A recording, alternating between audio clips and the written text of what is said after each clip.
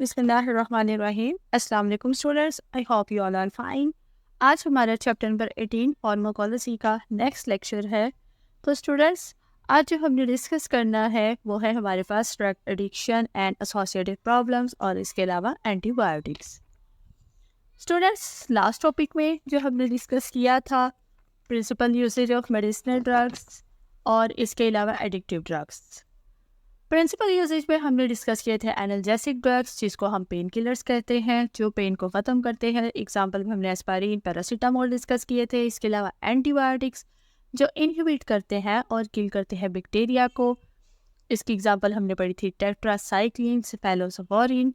और थर्ड जो हमने डिस्कस किया था वो था सेडेटिव ड्रग्स, ऐसे ड्रग्स जो इंड्यूस करवाते हैं सिडेशन बाय रिड्यूसिंग इरिटेबिलिटी, यानी कि सुकून बख्श अदवायात। और इसकी हमने एग्जांपल पढ़ी थी डायाज़ेपाम। इसके अलावा स्टूडेंट हमने डिस्कस किया था वैक्सीन क्या होती है। वैक्सीन जो कि इम्यूनिटी डेवलप करती है वायरल और बैक्टीरियल इन्फेक्शन के अगेंस्ट। और बहुत सी हमारे पास वैक्सीन मौजूद है, स्मॉल पॉक्स, व्होपिंग कफ और हेपेटाइटिस की वैक्सीन जो इसकी एग्जाम्पल्स में आती हैं। इसके अलावा हमने इंटरेस्टिंग इन्फॉर्मेशन भी पढ़ा था एंटीसेप्टिक्स क्या होती हैं, जो कि स्किन पे इन्फेक्शन को कम करती हैं, यानी कि अगर स्किन के ऊपर इन्फेक्शन हो जाता है तो उसको ट्रीट करने के लिए यूज़ होते हैं। इसके अलावा डिसइंफेक्टेंट्स जो कि micro organism non living objects पर मौजूद होते हैं उनको ख़त्म करते हैं। एंटीसेप्टिक्स की हमने एग्जांपल पढ़ी थी अल्कोहल और पेरोक्सीसाइड। और डिसइंफेक्टेंट के हमने एग्जांपल पढ़ी थी अल्कोहल और फॉर्मेल्डिहाइड। इसके अलावा स्टूडेंट्स हमने एडिक्टिव ड्रग्स की बात की थी, जिसमें हमारे पास सेडेटिव ड्रग्स, नारकोटिक्स और हेलोसिनोजेंस। और हेलोसिनोजेंस की ये जो थी एग्जांपल मैरिजुआना हमारे पास मौजूद थी। स्टूडेंट्स, एडिक्टिव ड्रग्स में हमने पढ़ा था सेडेटिव ड्रग्स जो कि हमारे सेंट्रल नर्वस सिस्टम के साथ इंटरेक्ट करते हैं, हमारे ब्रेन फंक्शन को स्लो करते हैं और डिप्रेशन का बायस बनते हैं।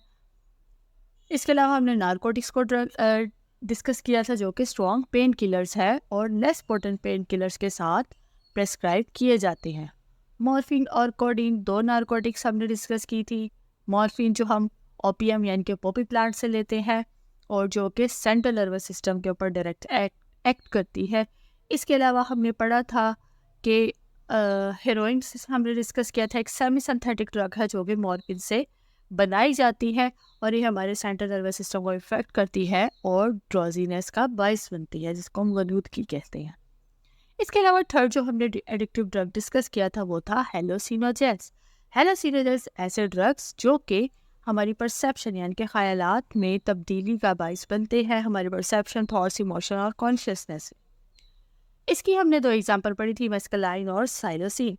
मेस्कलाइन जो हम कैक्टस यानी कि जो कांटेदार पौधा है उससे लेते हैं और साइलोसिन हम लोग मशरूम से लेते हैं। फिजियोलॉजिकली हमने देखा था हेलोसिनोजेन हमारे सिंपैथेटिक नर्वस सिस्टम को इफेक्ट करते हैं, जिसमें हमारा dilation of pupil, constriction of some arteries और राइज इन बीपी, ये हमारे साथ प्रॉब्लम्स आती है। इसके अलावा हमने मैरिजुआना को डिस्कस किया था, जिसे हशीश भी कहते हैं, जो कि एक हेलोसिनोजेन है और स्मोक किया जाता है।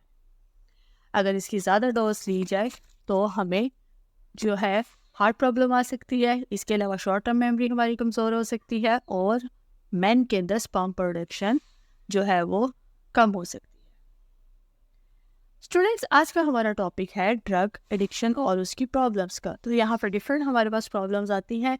जैसा कि हम जानते हैं, कोई भी जो ड्रग एडिक्ट होगा, ये साफ बात है कि उसे सोशल प्रॉब्लम्स फेस करनी पड़ेगी, यानी कि लोग उससे अवॉइड करते हैं, उनसे दूर रहा जाता है, उनसे ज़्यादा बात नहीं की जाती क्योंकि वो एडिक्टेड होते हैं। इसके अलावा वो बहुत सारे क्राइम्स में इन्वॉल्व होते हैं। सबसे पहले जो है ड्रग्स का यूज़ करना, यही एक जो है वो ड्रग एडिक्ट जो है वो एक लॉ वायलेटर बन जाता है जब भी वो ड्रग्स को यूज़ करता है। इसके अलावा स्टूडेंट्स, उनका जो अनप्रिडिक्टेबल बिहेवियर होता है, इसकी वजह से जो लोग हैं उनसे दूर रहते हैं।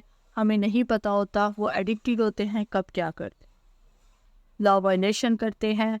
अपनी एडिक्शन की वजह से वो रॉबरी करना स्टार्ट हो जाते हैं, डाकाजरी करना स्टार्ट हो जाते हैं, शॉप लिफ्टिंग जो है वो चीज़ें उठाना, बर्गलरी, मुख्तलिफ जो है जगह से चोरी करना, एम्बेजलमेंट, गबन करना, कब्जा करना, जो है इमानत में ख़यानत करना, साइकिक पेशेंट, और इसके अलावा जो है वो एक साइकिक पेशेंट बन जाते हैं।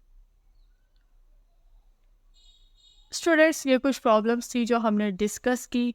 इसके अलावा जो हमारा सेकंड टॉपिक है वो है एंटीबायोटिक्स का। स्टूडेंट, एंटीबायोटिक्स ऐसे ड्रग्स हैं जो कि बैक्टीरियल इन्फेक्शन को ट्रीट करते हैं। इसमें हमारे पास एग्जांपल है टेट्रासाइक्लिन और स्फेलोस्पोरिन। स्टूडेंट्स, एंटीबायोटिक्स क्या करते हैं कि बैक्टीरिया को या तो किल कर देते हैं या तो उनकी ग्रोथ को रोक देते हैं। हमारे पास यहाँ पे एंटीबायोटिक्स की दो कैटेगरी है, एक है बैक्टीरियोस्टैटिक्स और दूसरी है बैक्टीरिसाइडल।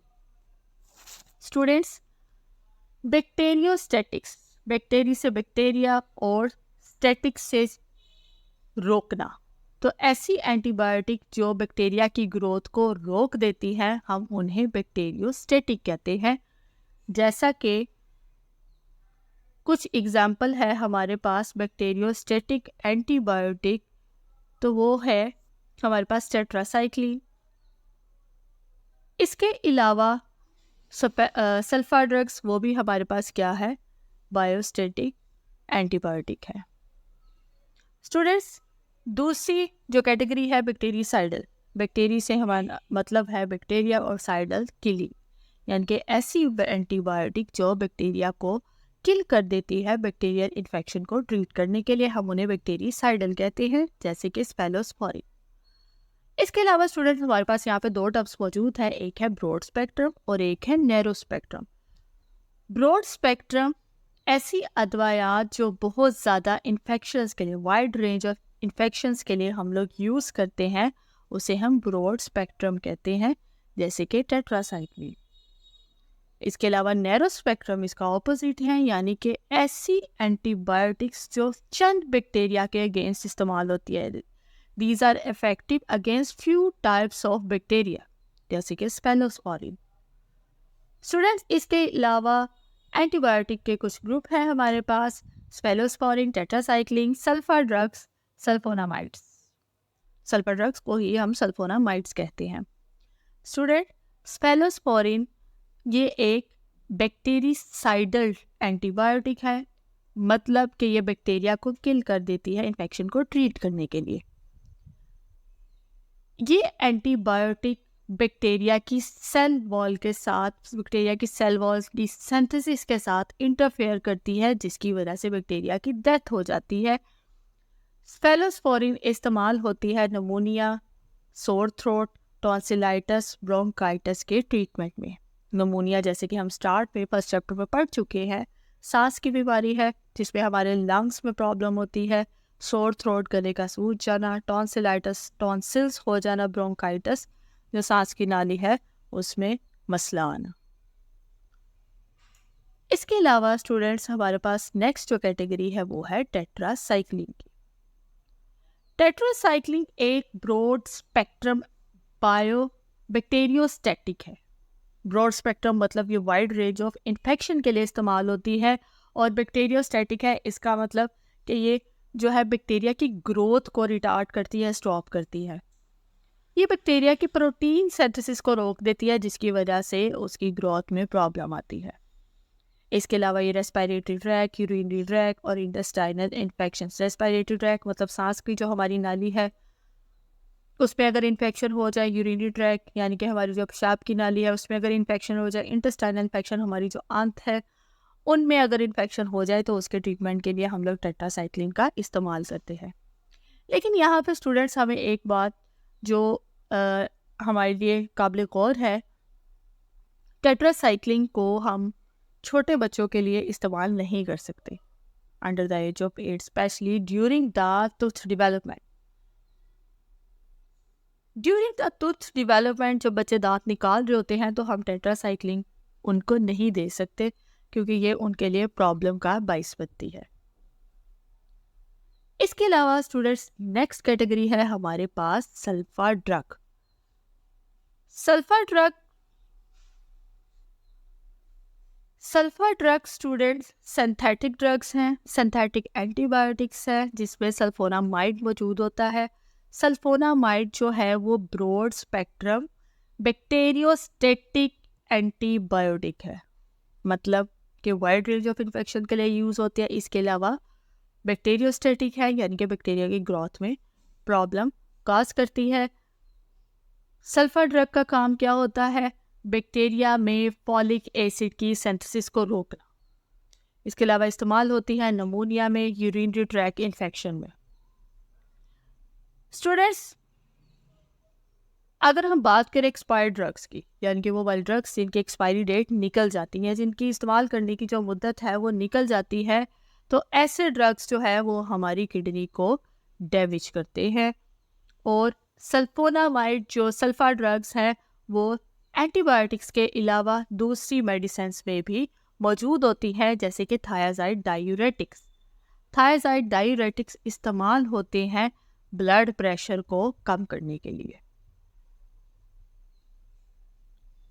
स्टूडेंट्स, मॉडर्न साइंस में एंटीबायोटिक्स, यानी कि आज के ज़माने में एंटीबायोटिक्स बहुत ज़्यादा प्रेस्क्राइब की जाती हैं।